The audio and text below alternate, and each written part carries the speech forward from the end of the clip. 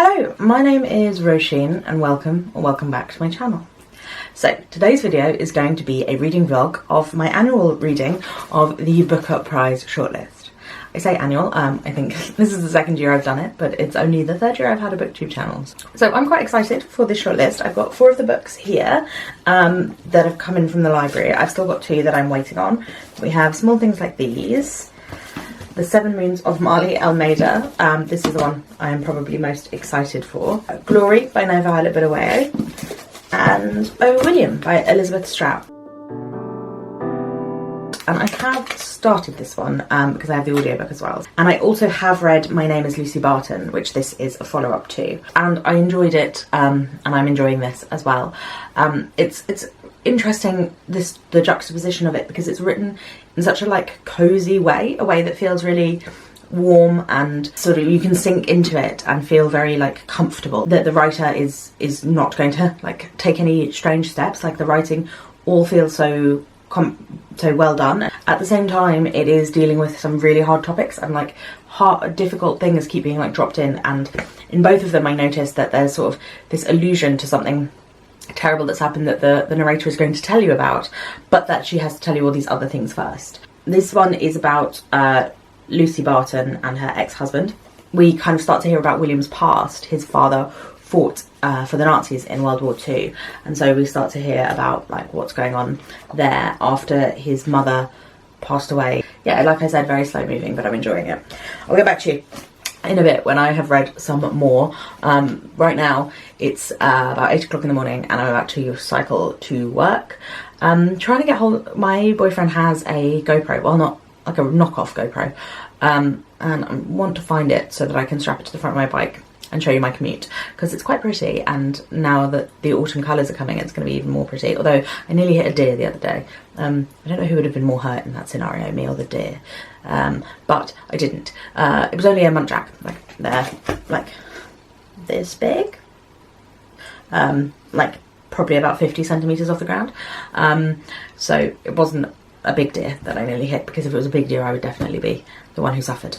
But anyway, I'm going to work, and this weekend we are going up north to Cumbria. It's my boyfriend's dad's 60th birthday, so we are going up north to celebrate that with him and the family. So I'm not sure how much filming I'm going to be able to do in that scenario, but we will see, and I will try and read as well.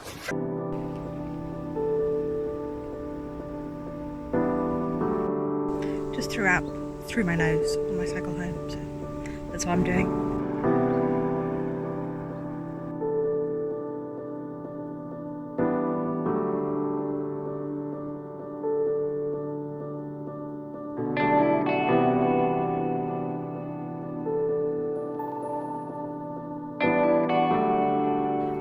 I forgot to bring my tripod. We're in Cumbria right now. I've shot some footage, but not a lot. We've been seeing family and stuff, so it's not been pretty on. But I am halfway through Oh William by Elizabeth Strout, and yeah, I'm enjoying it. It feels a bit more like there's more plot to it than My Name is Lucy Barton. It's about her relationship with her ex-husband William and a family secret, and so we are travelling and going to find out what the secret is, and it's being slowly uncovered. It's written very much in the same style as the first one though. There's a charm to it and a warmth, and it feels very comfortable and easy to read, even though it also has this melancholy and these very serious things happening. There's a darkness hidden. I feel like it's a lot about, everything's told from Lucy Barton's perspective, and she talks about books that she's written, because she's a writer too, and so she'll say things like, oh, but I've already talked about that, or I don't want to talk about that. Can I pass? Sort of hints at stuff a lot that doesn't necessarily always come to the fore. There was definitely some stuff that came out in the last book, and it felt like there was more, but it wasn't revealed. So it's hard to know how much she is making up, or how much is what actually happened, and how much she's hiding, how much she's changing, what her role was, because we only ever see anything from her perspective, and it's made very clear that we only see things from her perspective. So it's kind of interesting to see the way that other people would view things, or because we can't get outside of that perspective, which obviously is true for real life too. We can't get outside of our own perspective. But yeah, it's very warm and very easy read, so I do think I'll finish it fairly soon.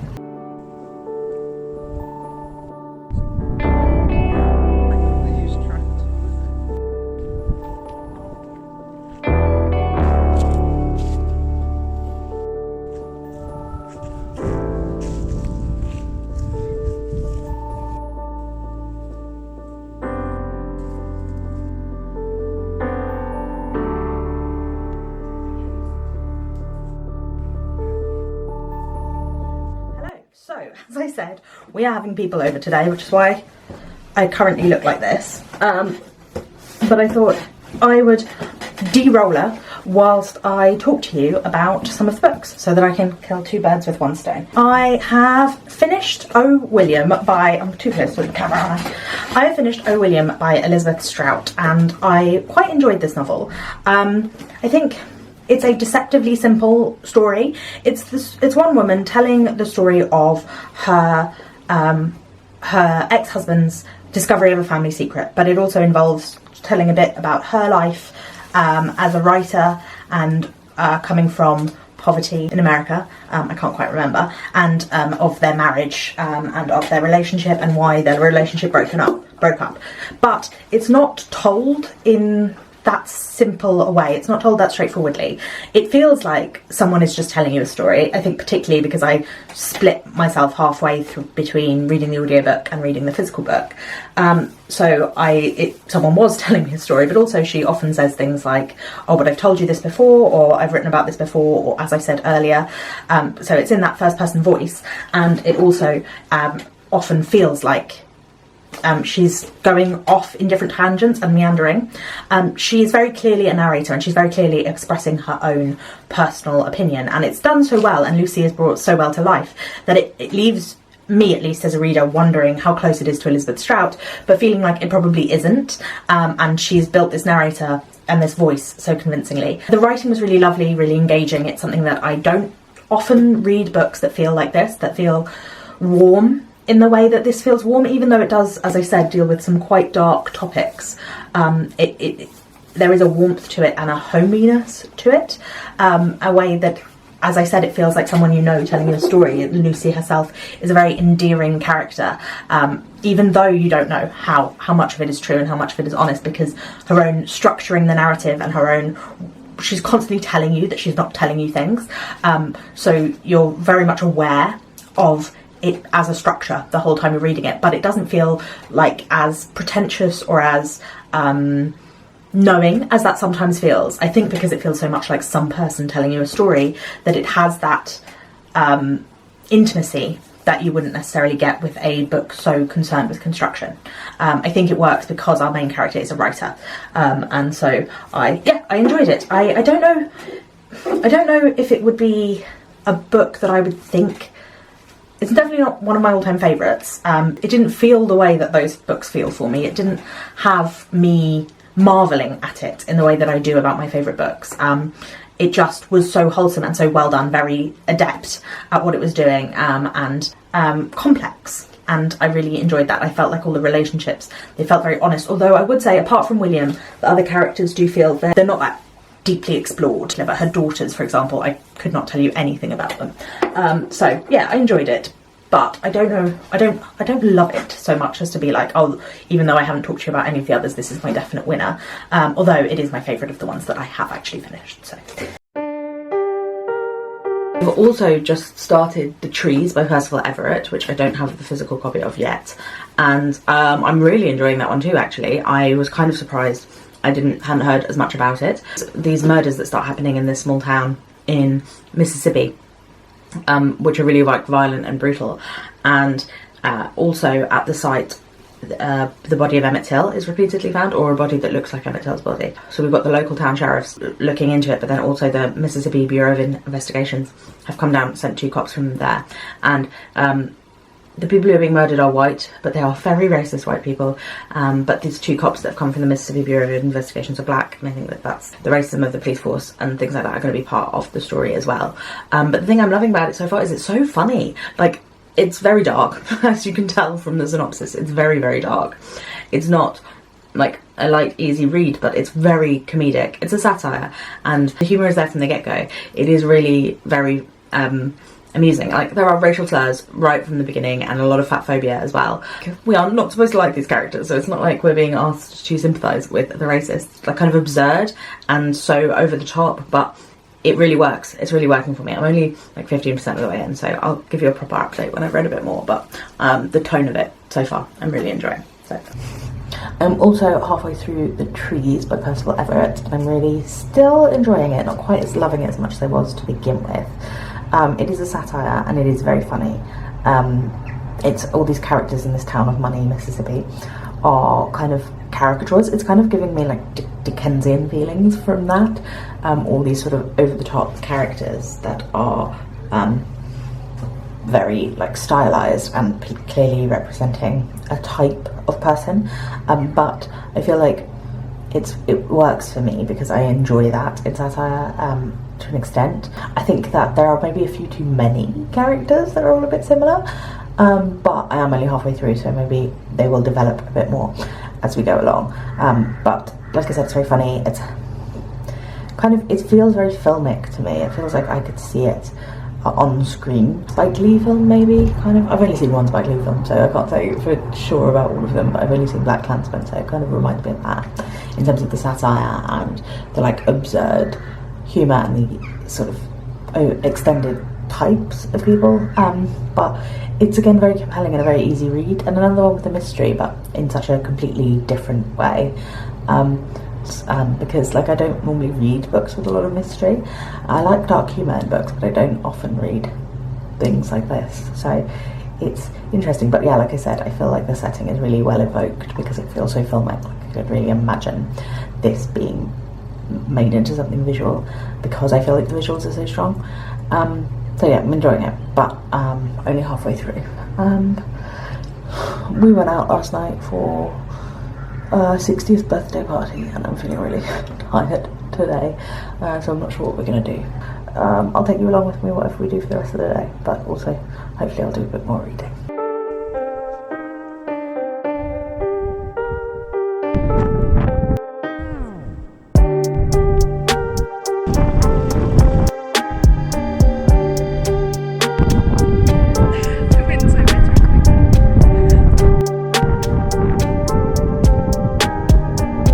I have also finished The Trees by Percival Everett, and when I last talked about this one I was really loving it, and I do think as a writer, like his style of writing, like a really clear voice, even though we hear from multiple different perspectives. There is, I think we're in third person the whole way, yes we are, but we do float about the whole country, and I do think that the topics are discussed in an interesting way. There's almost a kind of supernatural element to this towards the end. It kind of didn't work for me because I felt like either go there or don't go there. Don't like sort of half-ass it in a few sentences. And I think that also the voice and the satire and the humour and the wit that I was talking about when I was talking about it halfway through, they just weren't maintained that well all the way towards the end because things started to spiral. And I think for me this is a problem with plotty books, and this is definitely a plotty book, is that you set up this mystery and everything's really interesting and intriguing and your characters are working. And with satire, you set up this satirist perspective, you set up this wry humour. But if you're trying to maintain it for 300 or so pages, it's quite difficult, and once you start to uncover the mystery, I felt that was fairly unsatisfactory. And also the satire towards the end, it just got a little less pointed and less subtle. It got more like SNL humour. Like Donald Trump does make an appearance in this book, and I felt like that bit was so eye-rollingly childish. Like the critique at the beginning had been so, I liked it. It felt so sharp and so like on the nose, and like it felt like it was really doing it in a way that felt like subtle and clever, but not so subtle as to be not obvious. Like it was obvious what he was doing, but it never went straight into this like clownish territory that it gets to at the end. And that's just not my sense of humour. It's just not, and I just didn't really enjoy it. I felt like it got a bit repetitive towards the middle, and also like it lost the punch that it had. and I've lost my hair roller, hang on. As it expanded out to encompass more of America, more of the history, and as it went further, whilst it did feel like there was an element of horror towards the end, that I felt like, come on, pick one. Like, of course you can have satirical horror, that's like Jordan Peele's whole thing, but it hadn't started out with that, and I felt like that felt like a change in tone and a change in direction that didn't feel fully earned. And so, yeah, unfortunately for me, whilst I do think that the writing was good, although I mentioned in the beginning, like, there's a lot of racism in this book, but there's also a lot of fat phobia, and I mentioned in the beginning I thought it was because you're not supposed to like these characters, but literally the fat phobia goes throughout. Like, one of the worst things about Donald Trump in this book is that he's fat. It's like, sure, is the thing we should be mocking. Don't really approve. It had so much promise, and that's kind of more disappointing than if I hadn't loved it from the beginning. There we go. I've also now halfway through Glory by NoViolet Bulawayo, and again, this one is about an African country, which is not mentioned, although they do say in Africa a lot of the time. No, they do give it a name. Jidada, this fictional country that is completely run by animals, and I'm not sure whether the rest of the world is also animals, because they describe Donald Trump again as the tweeting baboon, but that might be a metaphor. Anyway, I don't know. It's following Zimbabwe's bloodless coup that got rid of Robert Mugabe in 2017 and replaced him with his second in command, and didn't really change that all that much, and that's kind of what we're following here. I'm at the point of the new regime coming in. I think the writing's strong. I like the writing, I like the voice.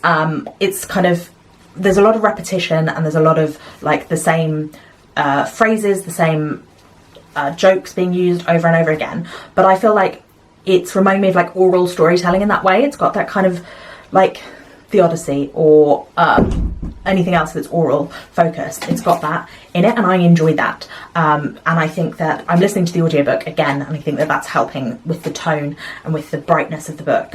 It feels very like compulsive and propelling. What I don't understand is why they are animals. Like, I don't think it's really been fully explored why they are animals, because they're animals, but they act entirely like humans. Like, when you read Animal Farm, which is referenced in here, and obviously is the comparison that it's going to get, they act like animals, and they are on a farm, and it's about a farm. Whereas these are animals, but they are scrolling through Twitter, and they are talking about race in a way that doesn't really make sense for animals, but does make sense for a commentary on colonialism. And it's just, why they are animals, I don't think has really been explained. They feel like they should just be people, unless it's about that comparison to Animal Farm and the comparison of Zimbabwe to Soviet Russia. I don't know, but I'm not really grasping that yet.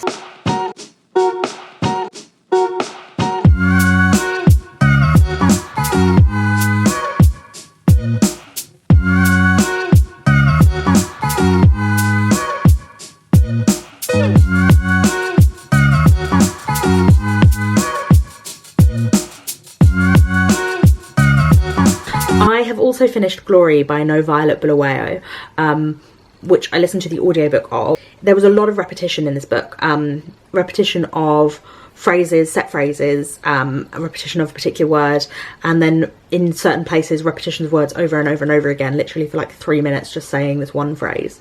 And so I think that it kind of gave a resonance of oral storytelling. That's what I felt, that whenever you read something that has been written for oral storytelling, there is this repetition because it is a latch point to grasp onto. Whilst that can seem jarring, perhaps, because it's not a poem and we are not an oral culture, it works well because it's giving this kind of mythic feel to everything. And I think that that's what I finally came to understand is the reason why these people are animals. Kind of in the vein of Anansi the Spider-Man or Aesop's fables even. There was a fable element to it that you got through these people being animals, but they don't behave in any animalistic way, a la Animal Farm. They do in fables. Animals act as people. That was an interesting choice for this history that's a very modern history, very recent history, to be told in a way that feels fated even, or just a very ancient way of telling a story. Both oral tradition and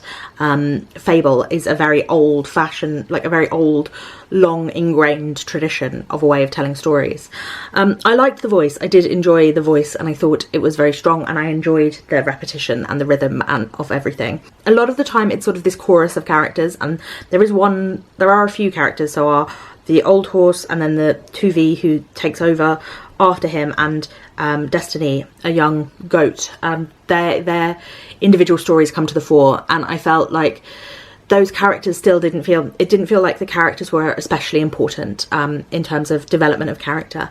And I think that's potentially also in that kind of mythic fable way where characters are representations and archetypes. I think perhaps Bulawayo was trying to do too much with this book. It felt a little overstuffed and a little oversaturated, particularly when Destiny comes in. There is then a flashback to history, the 1980s in Zimbabwe, and the genocide that happened in the 1980s, which I think House of Stone by Nobuo Rosa Tsushima, if you want to read a historical fiction about that time period, I really enjoyed that one. It was very moving and very brutal and difficult to read, but it felt like an additional thing that was like, then we came back to the centre, and I guess it kind of provided the motive for our character here, Destiny, but you couldn't even call her a main character. She's just another part, and I think it just felt a little scattered and a little like there was too much going on, and I thought it was sort of the opposite of Small Things Like These in many ways, where everything was done in such a small, sparse way.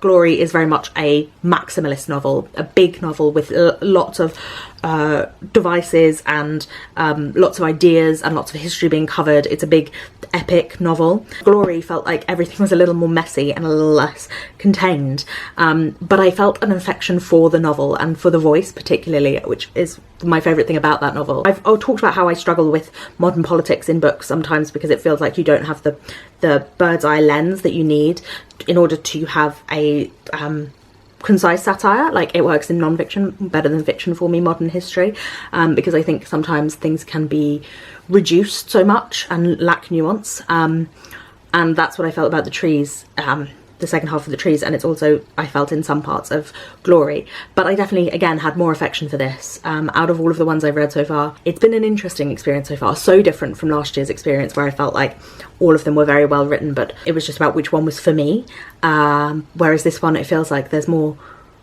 different things that I'm appreciating in different ones. So 2 more, and one of them is The Seven Moons of Maali Almeida, which is the one that I thought going in I would like the most, so we'll see. Although I am going to sit here for about an hour and read Small Things Like These by Keegan, which is I think how long it should take me to read this. It's very, very short, and then I will get back to you. Because it's so short, I won't give you a halfway update, but I'll just read the whole thing and let you know what I think. Hello, so I am working from home today, and I am working from my bed because it is cold, but my boyfriend is determined that we not put the heating on until the last possible minute. So I'm just in the duvet this past week, maybe even longer. I've been waking up in the morning feeling really unwell, convinced I have a fever, I'm definitely getting a cold, and so that's why I'm working from home. But then by like lunchtime, I'm fine, and I don't know what it is. This morning was definitely the worst experience of that I've had so far, but I just felt really rotten. And you were balancing on tissue boxes because I can't be bothered to get my tripod, so this angle might be truly awful and very unbalanced. We're doing our best. We're not doing our best, but we are doing. I have finished Small Things Like These by Keegan.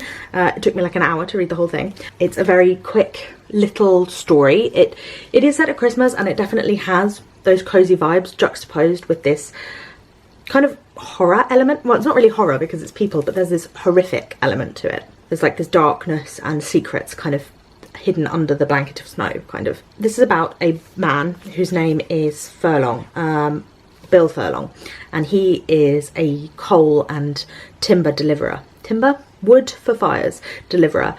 It's the week leading up to Christmas and Christmas Eve all included in here, and it's one of the coldest winters that has happened in a while in this small Irish village. Bill is the son of a woman who had him out of wedlock, which we learn very early on, and so we learn about his past and his childhood as he travels goes about his daily life, his interactions with his wife and his daughters, and there is also a secret that the town is hiding. I'm not going to tell you what the secret is because it doesn't tell you anywhere, and I think it is kind of the uncovering of the secret being there but not there is part of the story. But if you have any knowledge of like 20th century Irish history, the secret is very obvious, so it's not like a reveal or a surprise kind of book. That's not really what it's about. It's kind of about people being aware of the secrets and knowing the secrets but pretending that they don't, a kind of feigned ignorance of what's going on, in order to protect themselves and their livelihood because of the way that Ireland runs at this time.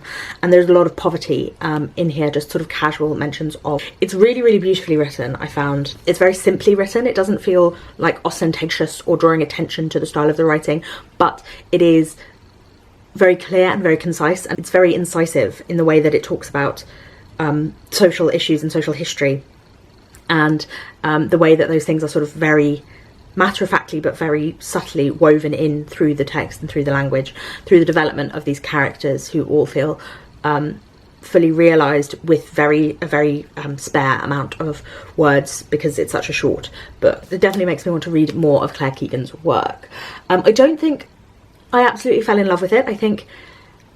I don't know, this is just kind of more an emotional thing than anything else, but it didn't hit me in the way that I think it has for some other people, the way they've been talking about it. It's well executed and lovely, and it didn't feel like anything was out of place, but it just, at the same time, it didn't feel particularly resonant for me or special.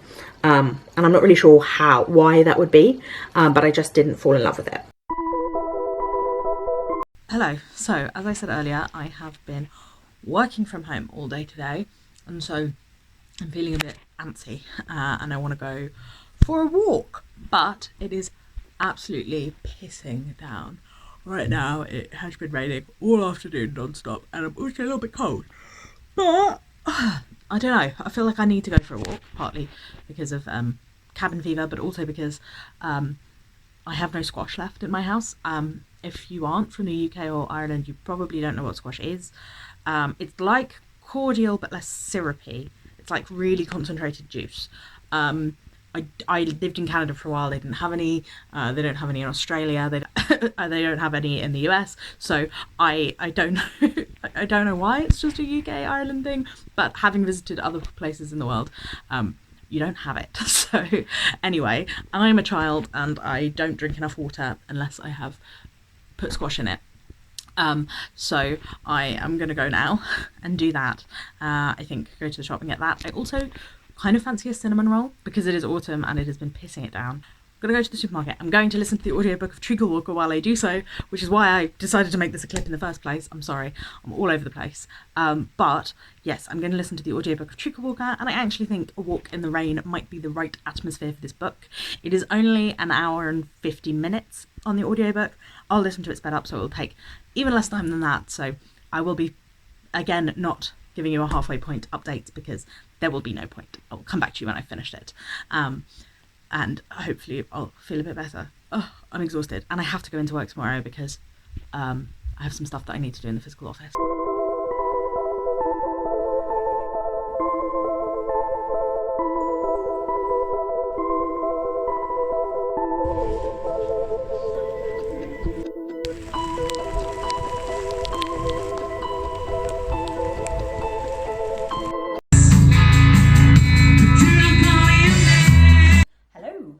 So I am back in my childhood home, although my childhood bedroom has been turned into an office.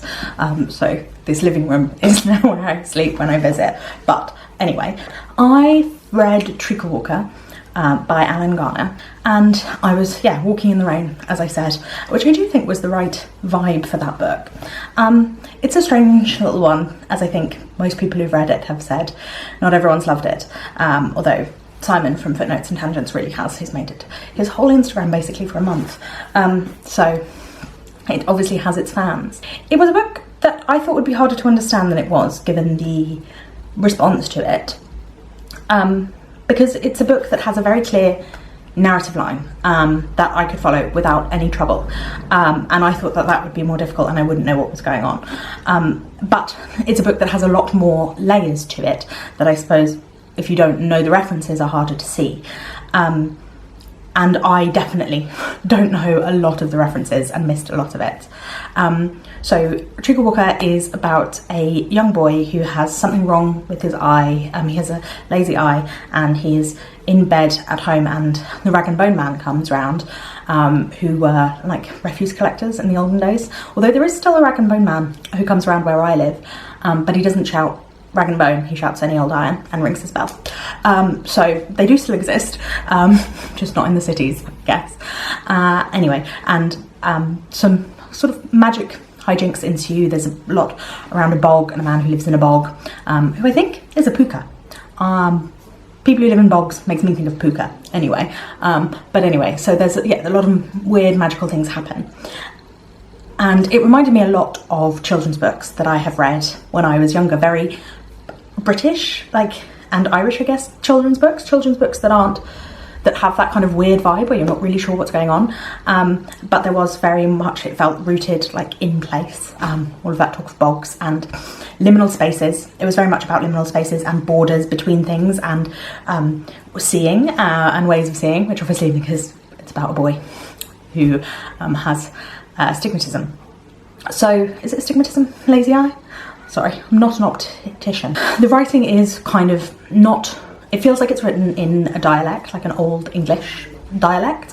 So there are words that I didn't know the meaning of, but could gather from context clues. There was nothing where I felt like I wasn't on board with what was going on, except in places where I felt like you were supposed to be, because the boy who is our stand-in is confused as well by the sort of riddles that these two mythical creatures speak in.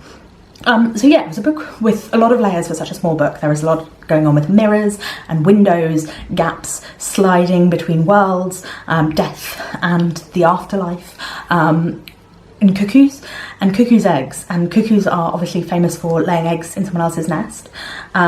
So Alan Garner is laying a story inside other stories, but if you don't know the other stories, which I don't know any of the rest of his work, and apparently this references a lot of his other work. I do think it stands alone, and it was an enjoyable read for me, but not one that really stuck with me in the way that I was hoping it would.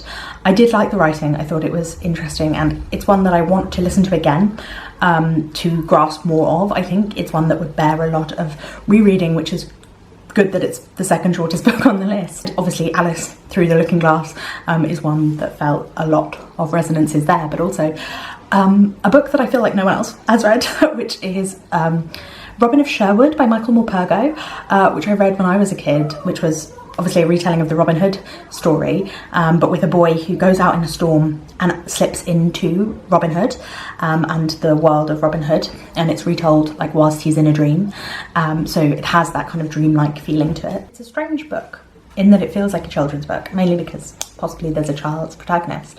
Nothing feels out of bounds for a children's book, so it feels odd that that's in the Booker Prize shortlist in a way, because it doesn't feel like anything else that I read from reading this shortlist for a few years and from having read Booker before.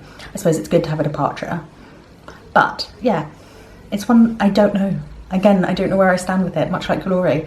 I feel unsure. It was the one where the vibe was the most my vibe, but the actual story or what was going on, I feel like I didn't fall for it.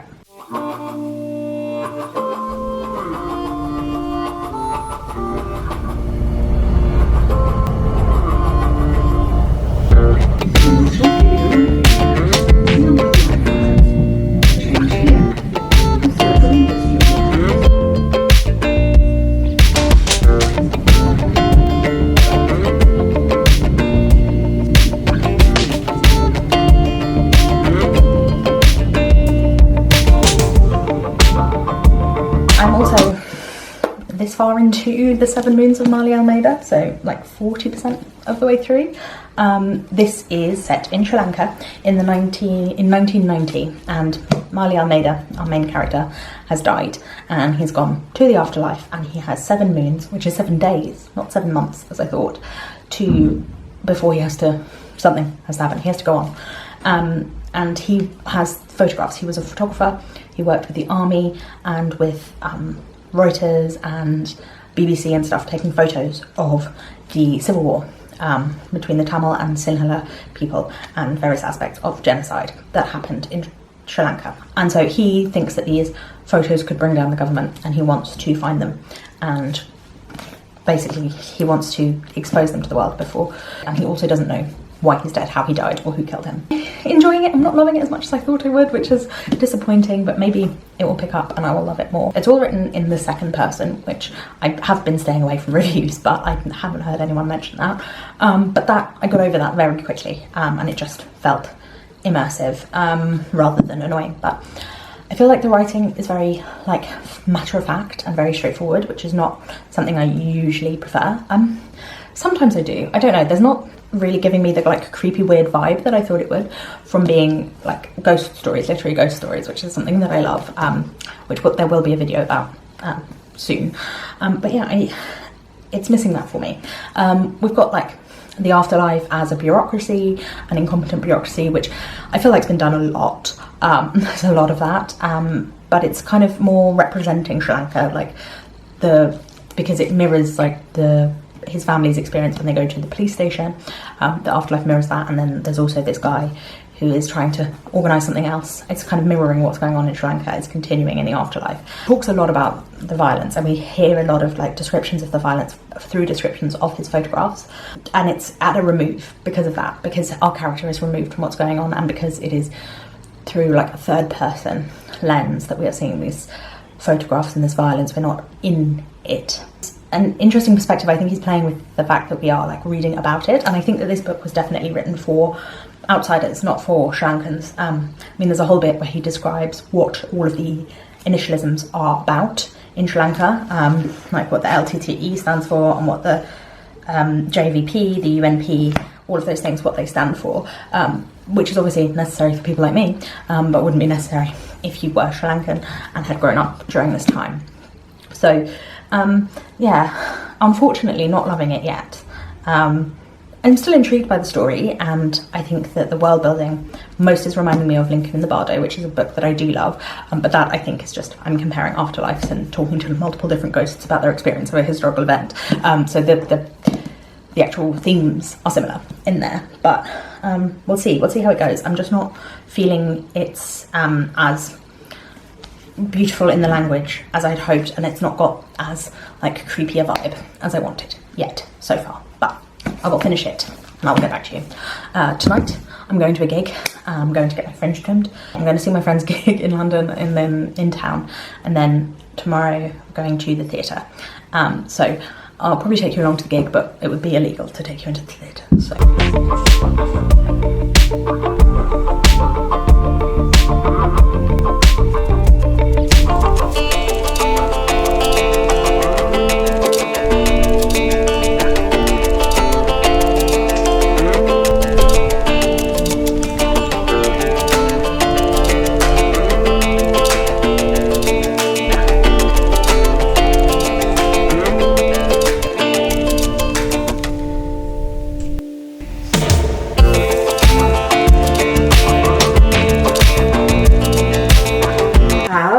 Finished The 7 Moons of Maali Almeida, and so I if you watched last year's version of this same vlog, The Great Circle was the book that I was the most excited for, because it was like historical fiction about female pilots at the 20th century, and it seemed like it would be right up my alley. And then the modern part of that made me roll my eyes so far back in my head, and so it didn't work for me, and part of that might have been because of how much I'd hoped it as my favourite one, and I feel that as my potential favourite one, and I feel like maybe The 7 Moons of Maali Almeida is suffering from the same, not living up to my standards, also for being read in a year where I seem to have loved 0 books. I've read a lot of books I liked, but far fewer that I've loved this year. I had higher expectations for this than it ended up fulfilling. I did enjoy it. That's not to say I didn't enjoy it. As I said earlier, it was written in the second person, and it did such a good job of that I was lost in it entirely. It didn't jar in any way. The characters I thought were interesting and well explored. I thought that, like I said earlier, this was clearly written for people who aren't Sri Lankan. And I do prefer books to be more like putting me right there in the moment rather than giving me all this space to explain everything. And I don't think it explained like the whole root of the conflict and everything that's happened in the history. It didn't go that far to be annoying, but it assumed I didn't have knowledge, which I didn't have. Like, it did teach me these things, but I don't like it when books assume I don't have knowledge. I want to go in with the characters speaking as if they were the characters, not as if it was for an outsider. And I think that lost it for me. It also, like, I've talked about loving ghost stories and literary kind of creepy weirdness, and this just didn't have, although it is a ghost story, definitely, it didn't have the atmosphere that I want from that. It didn't have a kind of haunting, creepy feeling. There was a bit towards the end where it got more action-packed, but I also thought that the like kind of creepiness was there. But for the most part, it felt very like immediate and in the time period, and the ghostliness, the otherworldliness of it wasn't super present. It wasn't really that kind of vibe. Kind of thrillery, kind of dark. There is a mystery and a kind of almost a whodunit situation going on, because our main character doesn't really remember the end of his life. I understand why the afterlife part was part of it, because, you know, it's about this conflict and the lack of interest in this conflict, the disposability of life and things. And so we talk to a lot of different ghosts who have experienced different parts of the civil war and the genocides happening in Sri Lanka. So I understand that it gives us this context and it gives us a broader like insight into the conflict, the war. I keep saying conflict, it feels like a euphemism, but there's multiple different fronts, multiple different people fighting different people, so it feels hard to talk about any other way.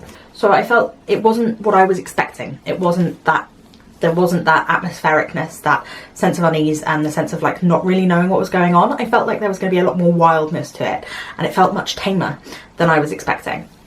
I also felt like the ending, I don't want to spoil anything, but it didn't go in a way I was expecting it to, which is fine. I found the ending a little unsatisfying for me personally.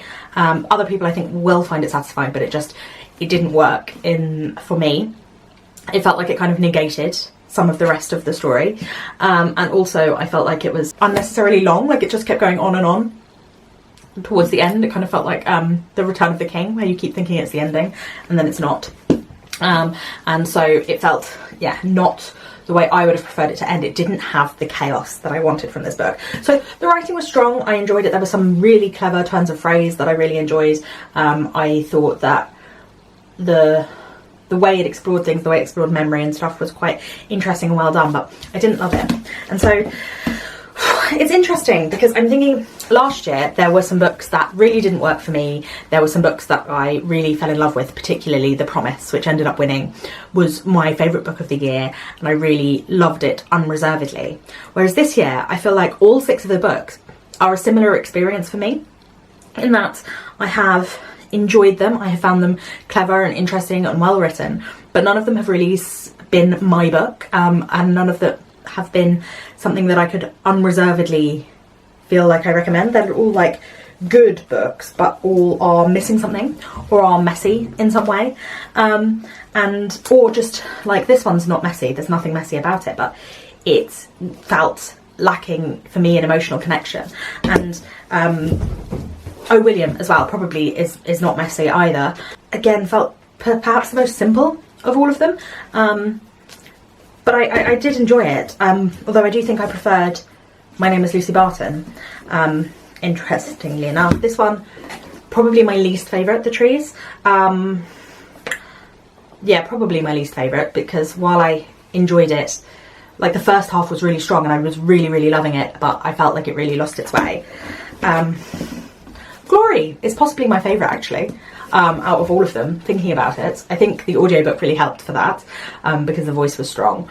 But then again, I did feel like it dragged in certain places. I really didn't like the Twitter aspect of it. And then the other one is Treacle Walker, which I really feel like I need to listen to again, to really get to grips with. But it was a weird book, a book about moving on and life after death, and in this kind of weird folklore-y children's book kind of way. It was strange, and I didn't feel welcomed by it. So I don't know which one I want to win. I guess Glory or O William are probably the ones that I would put. If I was to rank them, it's really hard because, like I said, there's such a difference. So I've said The Trees is my least favourite. I can probably stick by that. Then Treacle Walker would be on top of that. Then Small Things Like These, maybe. Then The Seven Dreams of Maali, Almeida, O William and Glory. But none of them really feel like books that I've super loved. So, weird. A weird year for the Booker. But I have enjoyed reading them, so I hope you have enjoyed watching this. Please let me know your thoughts in the comments down below. I am now going to go and watch everybody else's reviews of all these books that I have been avoiding so that they don't influence me when I'm talking about them in this vlog. But I would love to keep discussing it further with you in the comments down below. Do remember to give this video a thumbs up if you liked it and to subscribe. I will be back with another video in not too shortly and back again with 2 videos a week come November. So I hope you enjoyed this. I hope you subscribe, like the video, and I will see you again very soon. Thank you for watching. Bye bye.